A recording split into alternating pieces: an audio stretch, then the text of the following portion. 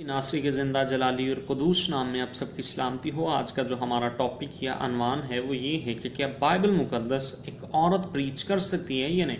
Church में औरत खिदमत कर सकती है या नहीं।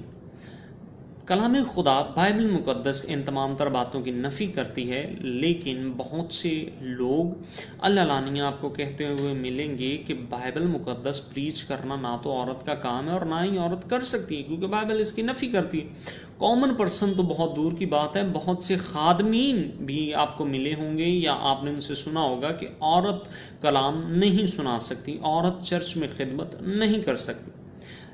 तो अब सवाल पैदा होता है कि अगर ऐसा कुछ है कि औरत कलाम नहीं सुना सकती, औरत चर्च में प्रीच नहीं कर सकती, खिदमत नहीं कर सकती, तो फिर किस तरह मसीहत में अल्लानिया कहा जाता है? जी, मसीहत दुनिया में वाहिद ऐसा मज़हब है या दीन है जो मर्द और औरत दोनों को मसावी हकूक़ बख्शता है। यहाँ पर ये सवाल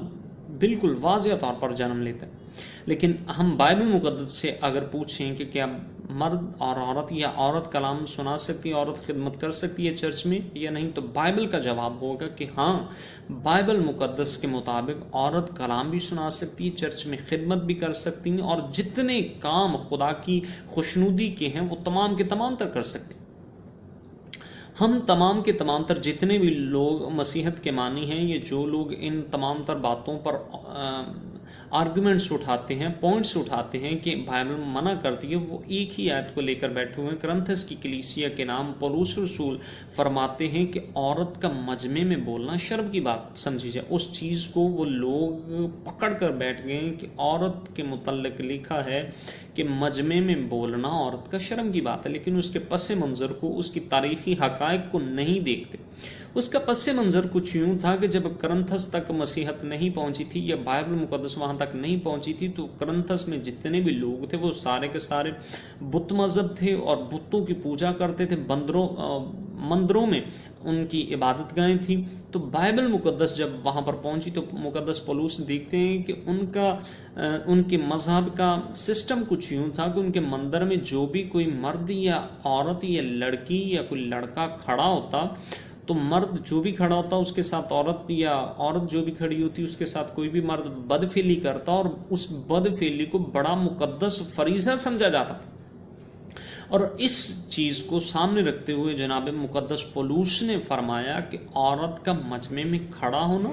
और बोलना शर्म की बात समझी जाए, बल्कि वो घर जाके अपने खामन से, या अगर उसकी शादी नहीं हुई तो अपने बाप से पूछे, और जो भी उसके माइंड में कन्फ्यूजन है वो कलाम खुदा की कन्फ्यूजन दूर करे और उससे समझाए।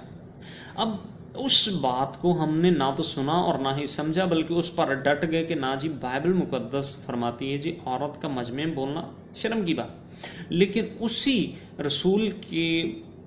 ज़रिया से खुदावंद यहोवा कुदूस खुदा बाइबल मुकद्दस में फरमाते हैं, अगर हम फिलिपियों उसका 4 बाब उसकी 2 और 3 आयत मुकद्दसा की तलावत करें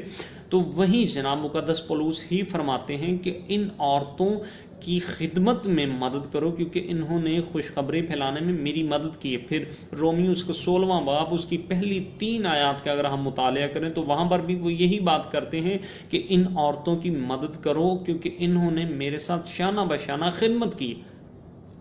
और इससे बढ़कर अगर हम यहोवा कुदूस खुदा की बारे में बात करें तो उन्होंने पुराने अहदनामा में यूएल नबी के सहीफ़ा में उनके मार्फत फरमाया था कि आखिर ज़माना में मैं अपनी रूह इंसान पर डालूँगा और तुम्हारे बेटे और बेटियां नबूवत करें।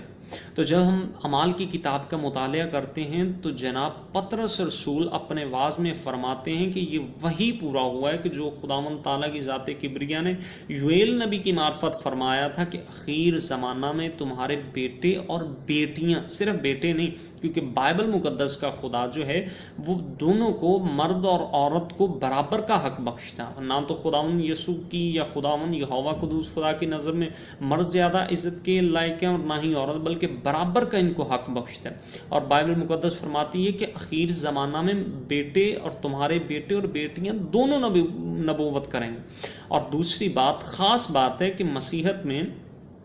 کلام سنانا اور خوشخبری کے کلام کو پھیلانے کا کام صرف مردوں کا نہیں، بلکہ یہ ہر ایک مسیحی پر فرض ہے کہ بائبل مقدس کی اس خوشخبری کو دنیا کے کونے کونے تک پہنچائے کہ خداوند یسوع مسیح ناصری ہماری خاطر ہوا، دفن ہوا اور تیسرے روز کتاب مقدس کے مطابق مردوں میں سے جی اٹھا۔ یعنی خوشخبری کے کلام کو جہاں جہاں تک ہم پہنچا سکتے، چاہے ہم مرد ہیں، چاہے عورتیں ہیں، چاہے بہن ہیں، بھائی ہیں، بیٹے ہیں، بوڑھے ہیں، بچے، جو کوئی بھی خداوند یسوع کے کلام کو پھیلا رہا ہے اسے پھیلانے دے، بلکہ اسے منع نہ کریں، اسے اپریشیٹ کریں، نہ کہ اسے ڈسکرج کریں۔ جتنا ہو سکے